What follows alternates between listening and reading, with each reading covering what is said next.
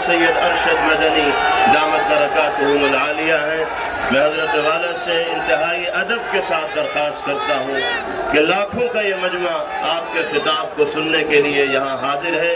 آپ کی آواز دلوں کو اپیل کرنے والی ہے۔ حالات کے تناظر میں آپ اپنی رہنمائی سے اس مجمع کو مستفیض فرمائیں۔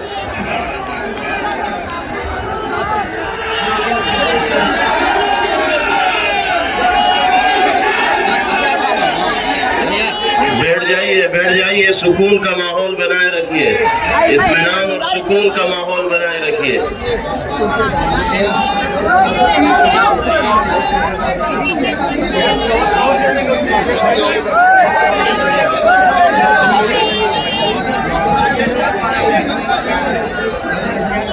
منش کہتے ہیں۔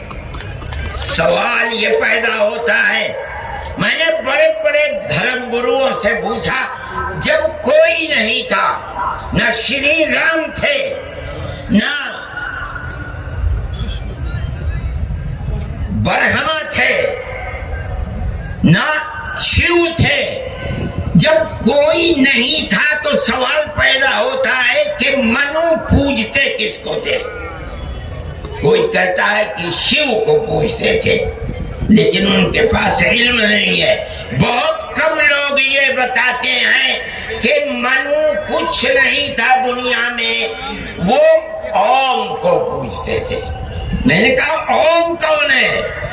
بہت سے لوگوں نے کہا کہ وہ ایک ہوا ہے جن کا کوئی روپ نہیں ہے، کوئی رنگ نہیں ہے، وہ دنیا میں ہر جگہ ہے، ہوا ہر جگہ ہے۔ انہوں نے آسمان بنایا، انہوں نے زمین۔ میں نے کہا کہ ارے بابا، انہی کو تو ہم اللہ کہتے ہیں، انہی کو تو تم ایشور کہتے ہو، اسی کو تو ہم اللہ کہتے ہیں۔ فارسی بولنے والے خدا کہتے ہیں، انگریزی بولنے والے گاڈ کہتے ہیں۔ اس کا مطلب یہ ہے کہ منو ایک اللہ، منو یعنی آدم، ایک اوم یعنی ایک اللہ کو پوجتے تھے۔ یہ ہمارے ملک کی تاریخ ہے، یہ دنیا کے دھرموں کی تاریخ ہے۔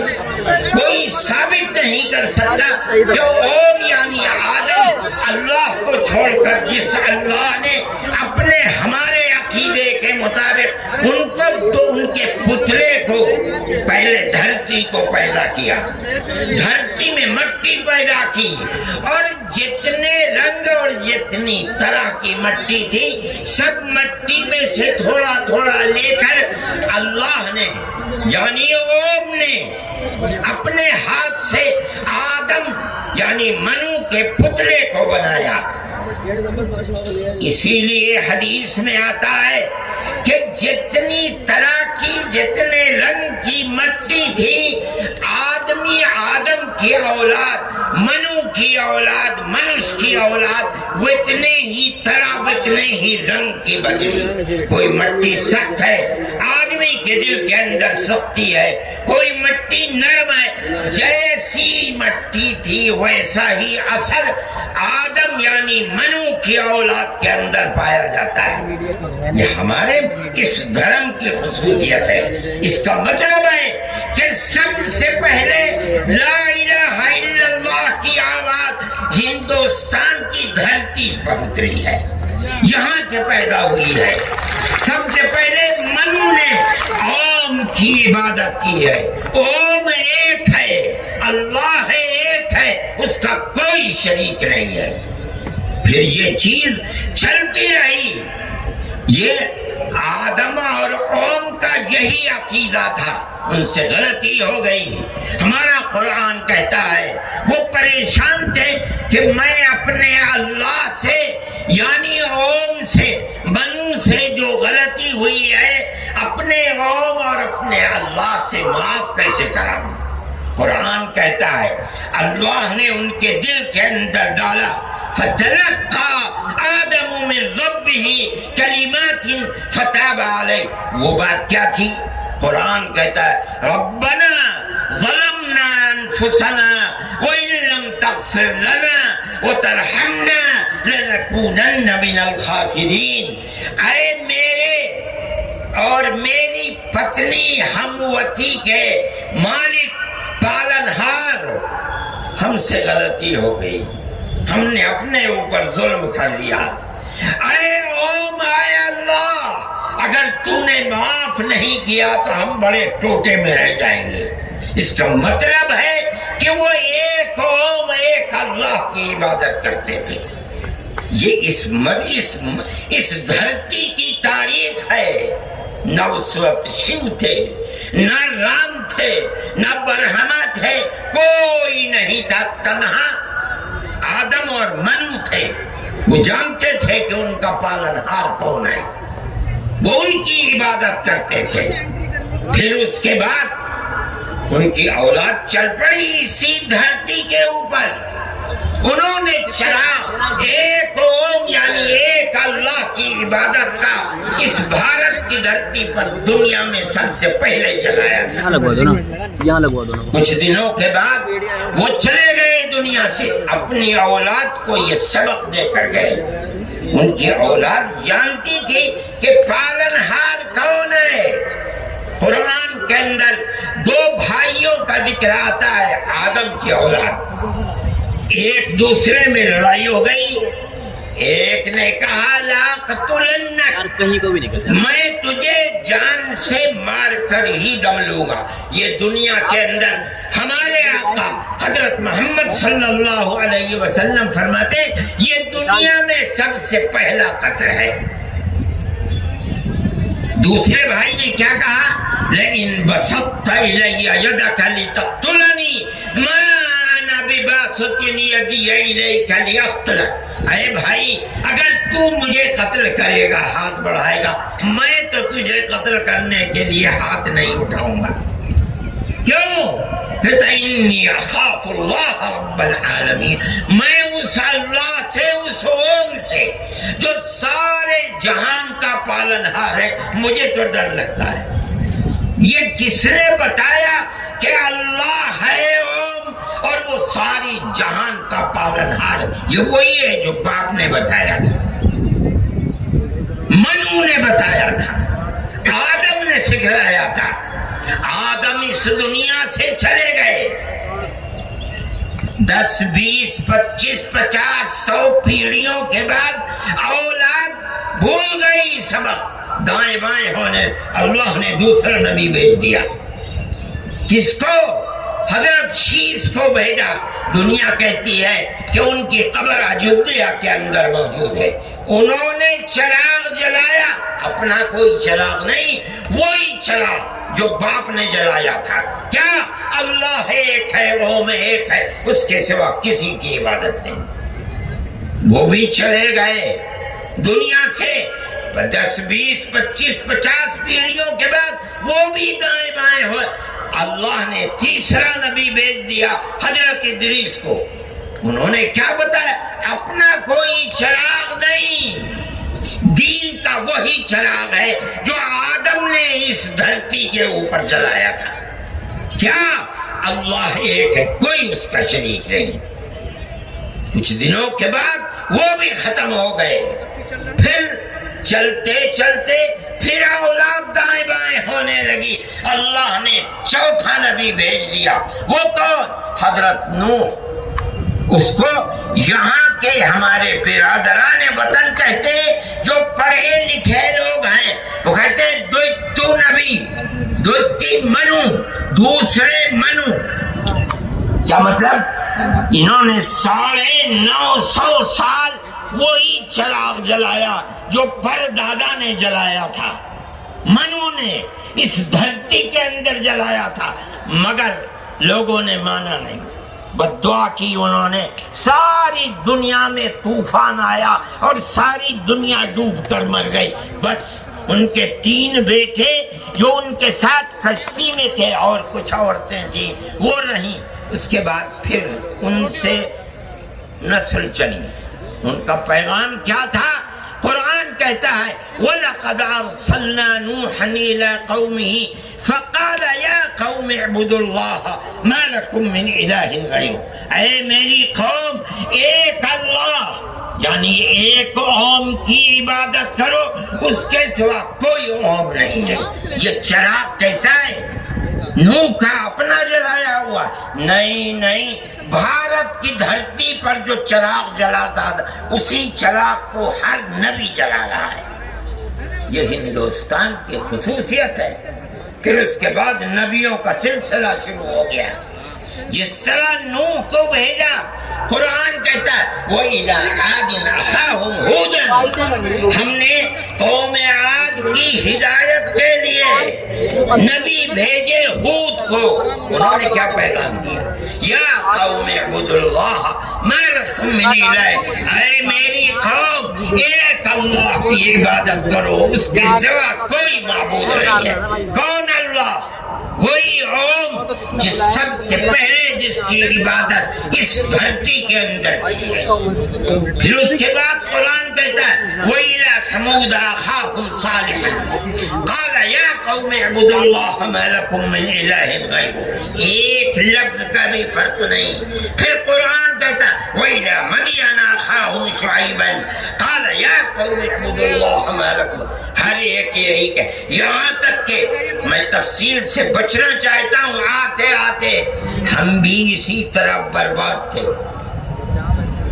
جس طرح آج دنیا بھٹکی ہوئی ہے، اپنے اس دھرتی کے اوپر جو آواز اٹھی تھی ایک اوم یعنی ایک اللہ کی عبادت، دنیا ہٹ گئی، ہم بھی اسی طرح ہٹے ہوئے تھے۔ ہمارے برادران وطن نے 33 کروڑ اپنے جن کی پوجا ہوتی ہے انہیں بنا رکھا ہے دیوی دیوتا۔ ہم نے 360 دیوی دیوتا بنا رکھے تھے۔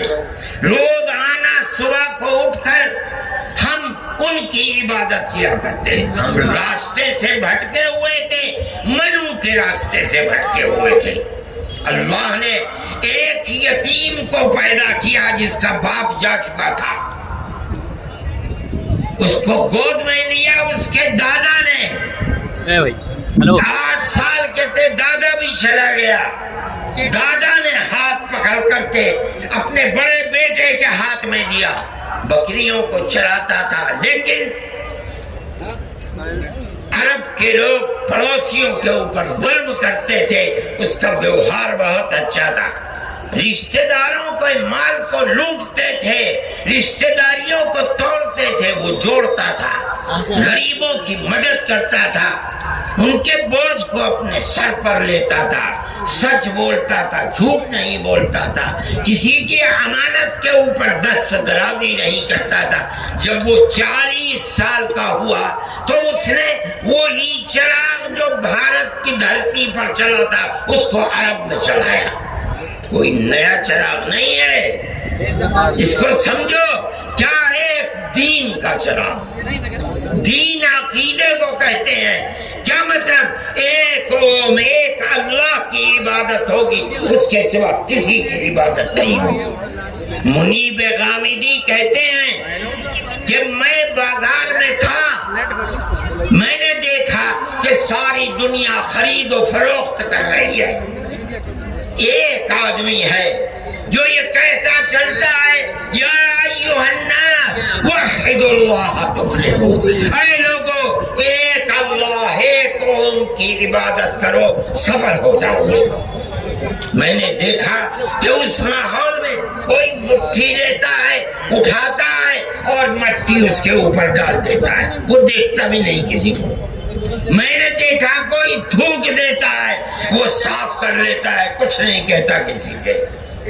میں نے دیکھا کہ پیچھے پیچھے ایک آدمی آ رہا ہے، وہ کہتا ہے یا ایھا الناس لا تسمعوا کلامہ انہ کذاب، اے لوگو اس کی بات نہ سننا، یہ جھوٹا جا رہا ہے، اور پتھر اٹھاتا ہے اور مارتا جاتا ہے اس کو۔ میں نے اس ماجرے کو دیکھا تو مجھے حیرت ہوئی۔ میں نے اپنے باپ سے پوچھا کہ ابا یہ کیا ہو رہا؟ کہا کہ یہ شخص مکے کا رہنے والا ایک قریشی ہے، محمد نام قوم ہے اور یہ کہتا ہے کہ مجھے اللہ نے نبی بنایا ہے، یہ اس کا پیغام دے رہا ہے دنیا کو کہ اللہ ایک ہے، اوم ایک ہے، کوئی اس کا شریک نہیں ہے۔ تو میں نے کہا یہ کون ہے جو پتھر مار رہا ہے؟ کہا یہ اس کا چچا ہے ابو لہب۔ یہ چراغ نیا چراغ نہیں ہے، دین یعنی اللہ ایک ہے، اوم ایک ہے، اس کی عبادت ہوگی، اس کے سوا کسی کی عبادت نہیں ہوگی۔ یہ ہمارا عقیدہ ہے۔ آدم سے لے کر حضرت محمد صلی اللہ علیہ وسلم تک دین ایک ہی ہے، ایک بال برابر بھی اس کے اندر فرق نہیں۔ میرے بھائی، ہمارے دل کے اندر اس کی آواز جگہ کر گئی، ہم نے اپنے پہلے دھرم کو چھوڑ کر اس کے قدموں کے اوپر سر رکھ دیا۔ لیکن ہم جانتے ہیں کہ یہ دھرم نیا دھرم نہیں ہے۔ عرب کے اندر آخری نبی نے جس آواز کو بلند کیا اور ساری دنیا کے عربوں مسلمانوں نے جس کو قبول، یہ سب سے پہلی آواز اسی بھارت کی دھرتی سے اٹھی تھی۔ آج ہم کو کہتے ہو گھر واپس چلو۔ ارے بابا، ہم نے تو منو کی چوکھٹ پر سر رکھ رکھا ہے، ہم کہاں کر رہے ہیں؟ ہمارا گھر کون کر رہے ہیں؟ میں کہتا ہوں کہ یہ بات کہنے والے تو جاہل ہیں، اپنے ملک کی تاریخ کو نہیں جانتے، دھرموں کی تاریخ کو نہیں جانتے۔ لیکن مجھے بڑی حیرت ہے کہ بہت پڑھا لکھا آدمی، سمجھدار آدمی اور RSS جیسی پارٹی کا صدر اور سنچالک، وہ یہ کہتا ہے کہ مسلمان اگر چاہیں تو اپنے دھرم پر رہیں اور چاہیں تو اپنے پوروجوں کی طرف لوٹ جائیں۔ کیا مطلب؟ ہندو بن جائیں، اس لیے کہ ان کے پوروج ہندو۔ ارے بابا، ہمارا سب سے پہلا پوروج منو ہے، ہم تو اس کے چرنوں کے اوپر اپنا سر رکھے ہوئے ہیں اور دنیا کو کہتے ہیں کہ آؤ آؤ منو کے چرنوں کے اوپر اپنا سر رکھو۔ ہماری یہ تاریخ ہے، ہمارا یہ دھرم ہے، ہم کو کیا کہتے ہو؟ ہم تو اپنی جگہ کے اوپر ہیں، ہم کسی کو چھیڑتے نہیں، ہم کبھی اپنے مذہب پر نہیں۔ میں آج پہلی دفعہ مذہب پر بول رہا ہوں، اس لیے بولتا ہوں کہ ہمارے مذہبی معاملات میں دخل کیوں دیتے ہو؟ ہم کہتے ہیں تم جاہل ہو، تمہیں پتہ نہیں ہے، تم نہیں جانتے اس ملک کی تاریخ کیا ہے۔ ہم تمہیں بتاتے ہیں اس ملک کی تاریخ یہ ہے کہ اللہ نے، اوم نے اسی دھرتی کے اوپر منو کو اتارا ہے۔ منو یعنی آدم کو اتارا ہے، ان کی بیوی ہم حوا کہتے ہیں، وہ ہموتی کہتے ہیں، اس کو اتارا ہے۔ ہم اسی کے وہی ہمارے پوروج ہیں، سب کے پوروج ہیں، نبیوں کے پوروج ہیں، رسولوں کے پوروج ہیں، ہندوؤں کے پوروج ہیں، مسلمانوں کے پوروج ہیں، عیسائیوں کے، یہود، ساری دنیا کے ہم نے ان کے قدموں کے اوپر سر رکھا ہوا ہے۔ ہم مر جائیں گے مگر وہاں سے اپنے سر کو نہیں اٹھائیں گے۔ مسلمان ہے، ہمارا یہ عقیدہ ہے کہ اللہ یعنی اوم ایک ہے، اس کا کوئی شریک نہیں ہے۔ ہم 1400 سال سے اس ملک کے اندر رہ رہے ہیں، ہمیں کبھی چھیڑا نہیں گیا، ہمارے مذہب کو نہیں۔ تم نے چھیڑا ہے تو ہم تمہیں تمہارے آبا و اجداد کی تاریخ بتاتے ہیں۔ تمہارے آبا و اجداد ہندو نہیں تھے، تمہارا سب سے پہلا دادا پردادا لکڑ دادا سکڑ دادا وہ منو تھا۔ منو ایک اللہ کی، ایک قوم کی عبادت کرنے والا ہے۔ میرے بھائی، میں نے یہ بات اس لیے کہی ہے کہ تم اپنے اس ملک کے اوپر فخر کرو۔ جس طرح آخری نبی عرب میں پیدا کیا، ہر مسلمان کو سمجھنا چاہیے کہ سب سے پہلا نبی اللہ نے، اوم نے اس دنیا کے اندر، اسی بھارت کی دھرتی کے اندر پیدا کیا ہے۔ ساری نسلیں یہیں سے چلی ہیں۔ اپنے اس ملک سے محبت رکھو، اس ملک کا احترام کرو، شریعت الگ الگ ہے لیکن دین یعنی عقیدہ ایک ہی ہے، اور وہ عقیدہ اس دنیا کے اندر اسی بھارت کی دھرتی سے چلا ہے۔